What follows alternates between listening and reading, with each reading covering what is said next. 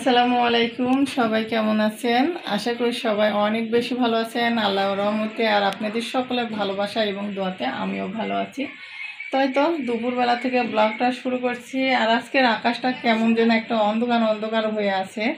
তো যাই হোক, একটু বৃষ্টি হলে বেশি ভালো হতো, তো বৃষ্টি তো হচ্ছে না। বৃষ্টি হলে বেশি ভালো হতো। এখন আম কাঁঠালের সময়, যেহেতু এখন ফল নামবে, গ্রীষ্মকালের যে ফলগুলি সেগুলি নামবে। তো বৃষ্টি হলে খুব তাড়াতাড়ি, এতদিনে হয়তো নেমে যেত লিচুটা, তো এখনও নামি নাই। যাই হোক, তো একটা জিনিস খুবই খারাপ লাগছে যে আমি গ্রামে বাড়ি করতেছিলাম। সবাই তো ভিডিও যারা দেখছেন তারা তো জানেন। তো বাড়ি করতে করতে ছুঁয়ে তো চলে আসছি, মনটা খুব খারাপ লাগছে। আর 1.5 মাস হয়ে গেল চলে আসা, এখনও পর্যন্ত গ্রামে যাই নাই।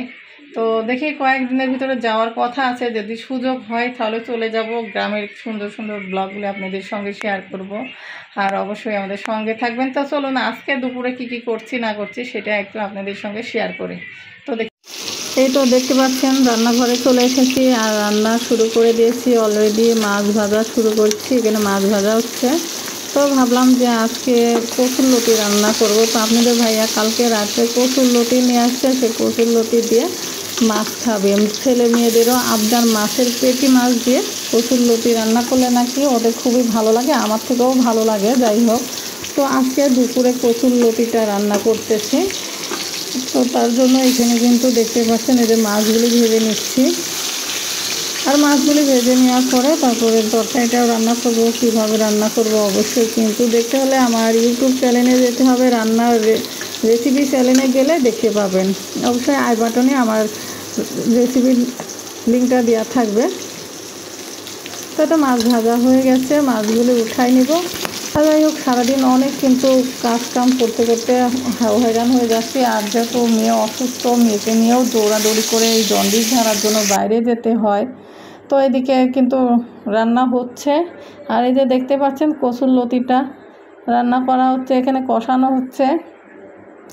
আর তারপরে দুপুরের এই রান্নাবাড়ি কমপ্লিট করে খাওয়া দাওয়ার পালা। গোসল গাও তো অনেক কাজ, আরও বাদবাকি অনেক কাপড় চোপড় ধোয়াধুয়ি করা আছে, অনেকগুলি কাজ। এগুলি সংসারে কিন্তু যাবতীয় কাজ, অনেক কাজ থাকে, সেই কাজগুলিও কমপ্লিট করতে হবে। আর এই রান্নাবাড়িও কমপ্লিট করতে হবে। মেয়েদের কিন্তু কোনোভাবেই ছুটি নাই, প্রত্যেকটা দিন কিন্তু রান্নার ভিতরে থাকতেই হয়। যাই হোক, কে কোথা থেকে আমার এই ভিডিওগুলি দেখেন অবশ্যই কমেন্ট করে জানাবেন। তো আমরা কচুরলতি রান্না করেছি, দেখতে পাচ্ছেন কত সুন্দরভাবে কচুরলতি রান্না করেছি।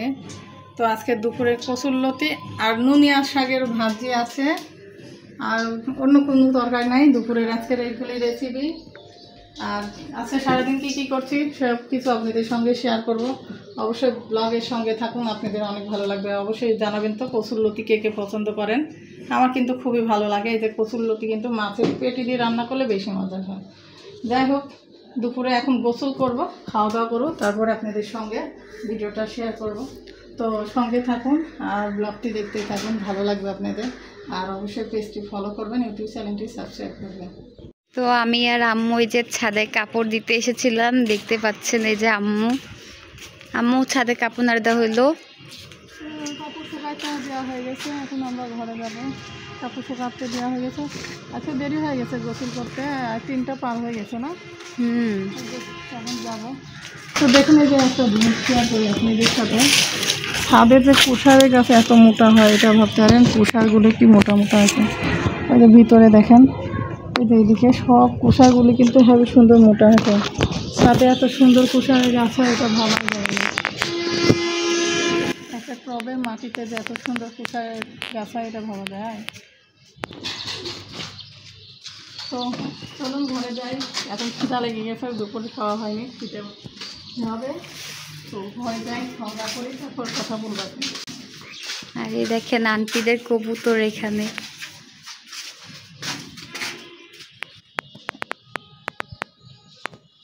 কবুতর বাচ্চা দিয়েছে আম্মু না, বাচ্চা দিয়েছে কবুতর। দেখো দেখো বাচ্চা দিয়েছে, ডিমলি বসে আছে, তার সাথে বাচ্চাও দিয়েছে।